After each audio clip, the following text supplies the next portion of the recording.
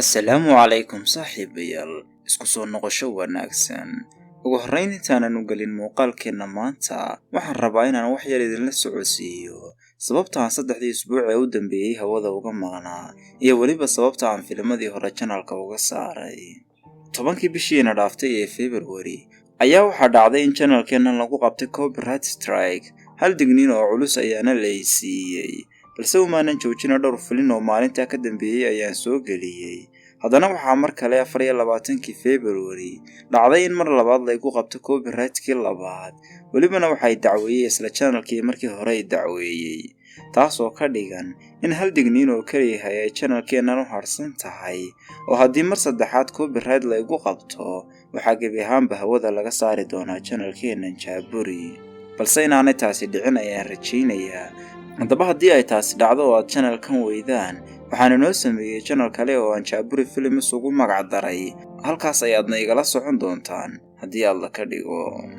Intaas kadib aynoo galo muuqaalkeenna maanta waxaynu soo koobi doonaa filim aad u xiiso badan oo ku saabsan dagaalka internetka, kaasoo lagu magacaabo Who I Am ama Kuma Ayaan Ahay.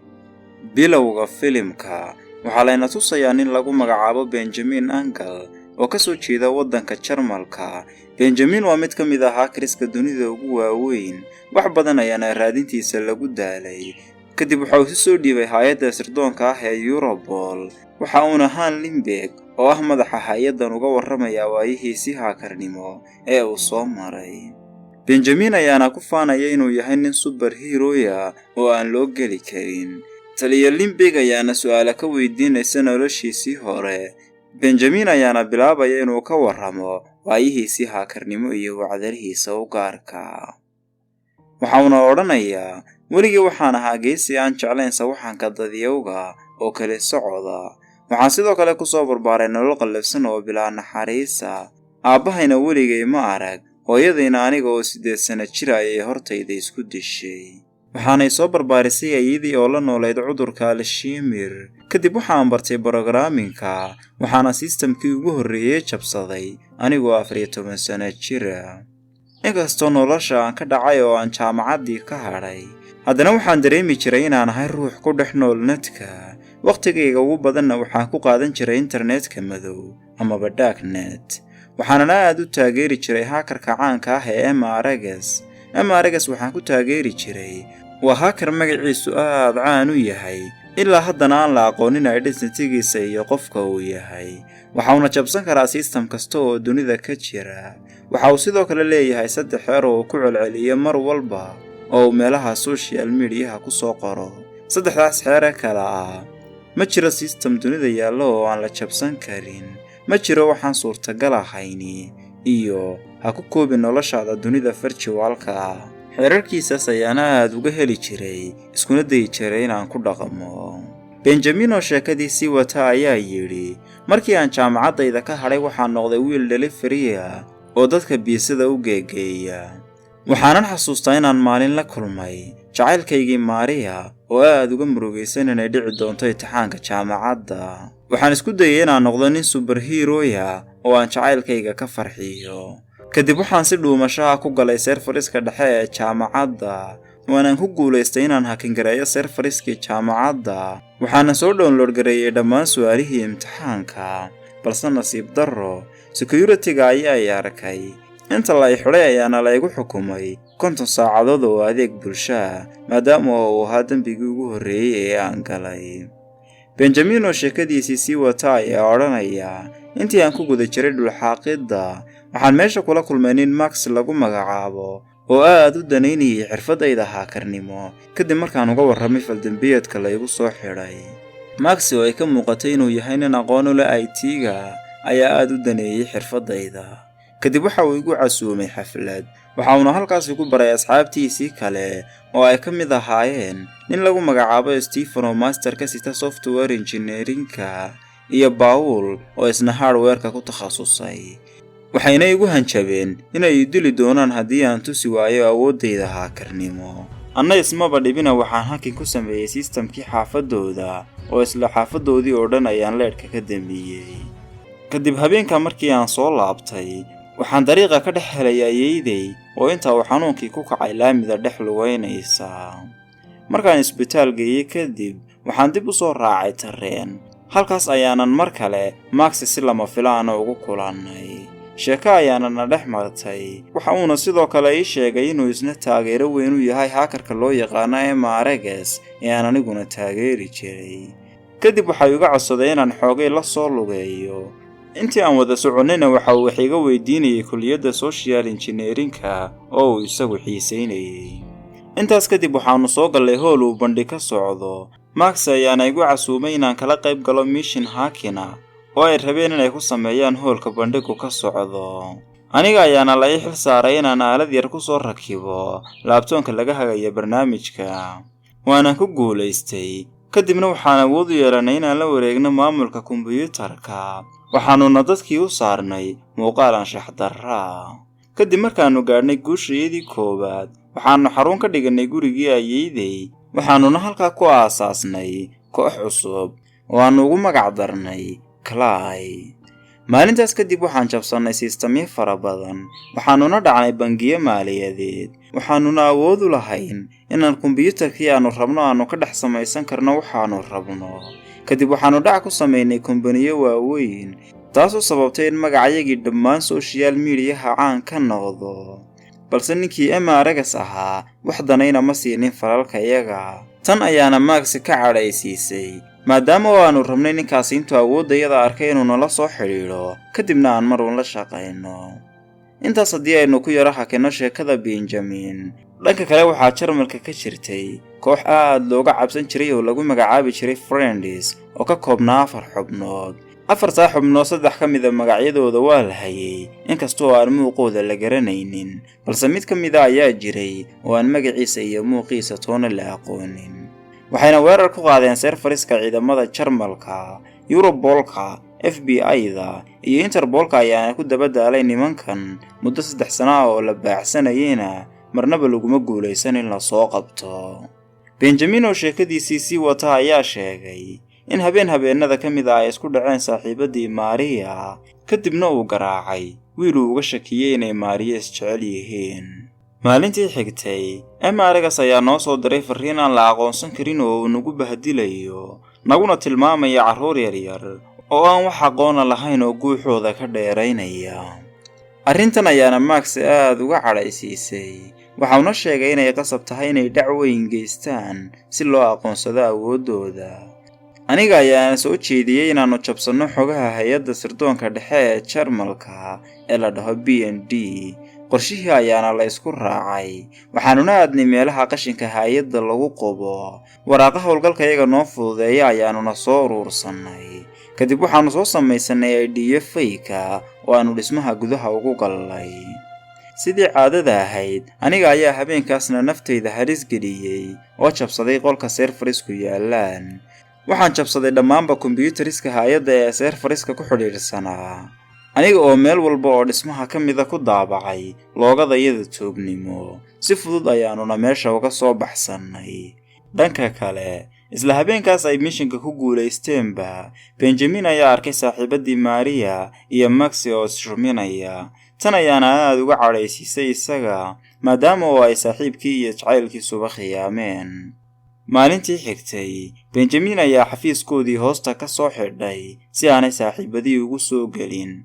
waxauna xogtoodii iyo magacyadoodiiba u diray Emareges si uu agtiisa qiimo uga yeesho. balse saaxiibadii ayaa albaabka ku soo jebiyey. Max ayaana garaacay Benjamin. isla waqtigaas ay dagaalamayeenba waxaa TV-ga laga soo daayay in kooxdii hackerska ahayd ee Friends lagu magacaabi jiray ay dileen mid ka mid ah saaxiibadood oo Krypton lagu magacaabo. sababta loo dilay ayaana ahayd in Krypton si buuxda ay dawladdu u aqoonsatay. isna uu dawladda u sheegay sir ku saabsan kooxdooda oo ay ka mid ahayd in Emareges la raadinayaaba uu yahay hogaamiyaha kooxda Friends. waxa uu sidoo kale Emareges ku eedeeyay inuu xogta ciidamada Jarmalka ka iibiyo maafiyada internetka ee Ruushka. kadib Benjamin ayaa qaladkiisii qirtay waxaana TV-yada oo dhan maalmahaas ka bilowday eedaymo culus oo loo jeedinayo kooxdoodan Clay laguna tilmaamayo inay yihiin argagixiso nabaddiida. sidaas darteed waxay go'aansadeen inay Amaaragas qofka uu yahay soo ogaadaan si ay dowladda kalsooni uga helaan. balse qaladka ay sameeyeen ayaa ahaa inay adeegsadeen internet publica oo ay Amaaragas fariin uga direen, taasoo dowladdiina u sahashay inay location-kooda ogaadaan oo ay soo weeraraan. balse nasiib wanaag mar kale ayay meeshii ka baxsadeen intaan boolisku soo gaadhin. dhanka kale, Benjamin oo weli Lindbergh u warramaya ayaa u sheegay inuu Amaaragas iyaga ku amray inay jabsadaan systemka Europolka si ay agtiisa dad muhiima uga noqdaan.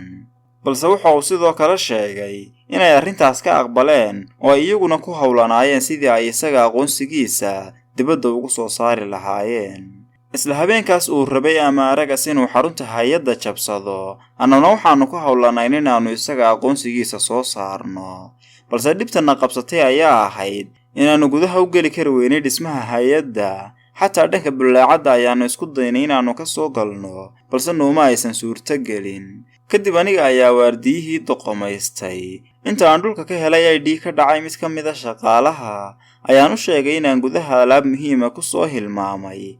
waana ii oggolaaday inaan gudaha soo galo. halkaas ayaanan Amaaragas ugu rakabay qalab aan ku aqoonsan karno. balse nasiib darro dabinkii waa uu fahmay. taas beddelkeedana aniga ayuu wejigaygii aqoonsaday, uuna i soo qarxiyey. waxa uu sidoo kale location-kayga soo siiyey sirdoonka, halkaas oo ay ciidamadu igu soo weerareen.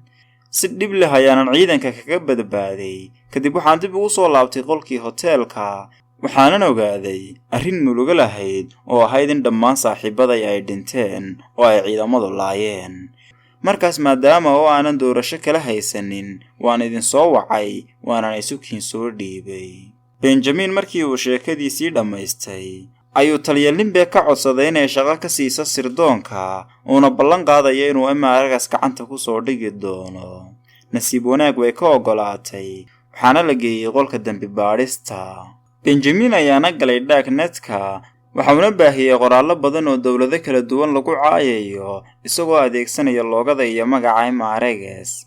Amaaragaskii runta ahaa ayaa arrintan sumcadilka ah aad uga cadhooday, waxauna isku dayay inuu jabsado seerfarrada Europolka ee caydan laga soo qorayo. maadaama oo la ogaa inuu sidan samayn doonana, waxaa meesha loo sii dhigay dubba ay kamera ku xidhan tahay. markii uu isticmaalayna, ugu dambayn waxaa la arkay wejigiisa isagoo weliba faldambiyeed gacmaha kula jira. ugu dambaynna, Amaaragas waxaa lagu wareejiyey FBI-da Maraykanka, waxa uuna noqday ninkii dunidaba ka qaylisiiyey wiil yaroo 19 jir ah oo ka soo jeeda waddanka Maraykanka. intaas ka bacdi sarkaal Lindbergh ayaa aragtay calaamad xanuun muujinaysa oo gacanta kaga taala Benjamin, waxayna si qarsoodi ah u jabsatay gurigii ayeeydii, halkaas oo ay ka heshay magaca dhakhtarkii daweyn jiray ayeeydii. dhakhtarkii markii ay u tagtay ee ay ka wareysatay xaaladda faamilkan, dhakhtarkii ayaana u sheegay in Benjamin hooyadii iyo ayeeydiiba ay qabeen cudurro hidda ah oo ay kala dhaxleen, cudurkaas oo ku sababaya in qofku iska sawiranayo nolol khiyaaliya kadibna uu iska soconayo. kadib iyadoo arrintan la yaaban ayay u tagtay gabadhii uu Benjamin u sheegay inay isjeclaayeen ee Mary ayaana taliya Lindbergh u sheegtay in Benjaminka ay sheegaysa ay ugu dambaysay iyagoo carruura waqtigoodii iskuulka. taliya Lindbergh oo aad u yaaban ayaa ku soo laabatay Benjamin, waxayna u sheegtay in wixii uu sheegayay oo dhani ay khiyaali ahaayeen oo isagu iska sawiranayay. waxay kaloo u sheegtay inaan la helin meydka saaxiibadiisii uu sheegay inay la shaqayn jireen, taasoo macnaheedu tahay inaanay jirin cid isaga la koox ahayd, ee uu Benjamin oo keliyahay aasaasay kooxdii lagu magacaabi jiray Clay. Benjamin ayaana qirtay xanuunkiisa. intaas kadib Lindbergh ayaa soo xidhay kiiska Benjamin, waxayna ku dartay shaqaalaha qaybta security-ga u qaabilsan hay'adda sirdoonka. kadibna waxay u sheegtay in loo cafin doono hawsha uu qabtay darteed, halkaas ayuuna kaga tegay. ugu dambayn, waxaa layna tusayaa isagoo la kulmay saaxiibadiisii uu Europolka ka soo dhaadhiciyey inay khiyaali ahaayeen ee aysan dad jiraba ahayn. waxayna sameeyeen kooxdani haakarnimadii iyo maskaxdii ugu darnayd abid, wayna guulaysteen oo intay wixii ay rabeen dhaceen ayay haddana iska maydheen dembigii. waxaana dib laynoo tusayaa sida ay tani ku suurto gashay. waxaana dib laynuugu celinayaa muuqaal la tusaya Benjamin oo Maximus Bar gacantiisa ka taagayo si ay sheekadan malaawaalka ciidanka ugu siraan. ugu dambayn taliye Lindbergh waa ay ogaanaysaa in la hoos mariyay balse uma baxayso maadaama oo ay heshay tuugii weynaa ee Mareges. Benjamin ay aqoon buuxda u leedahay. filimkuna halkaas ayuu ku dhamaanayaa. naga hilmaamin daawada inaad subscribe saarto channelka, like na saarto muuqaalka si uu dad badan u gaadho. mahadsanid.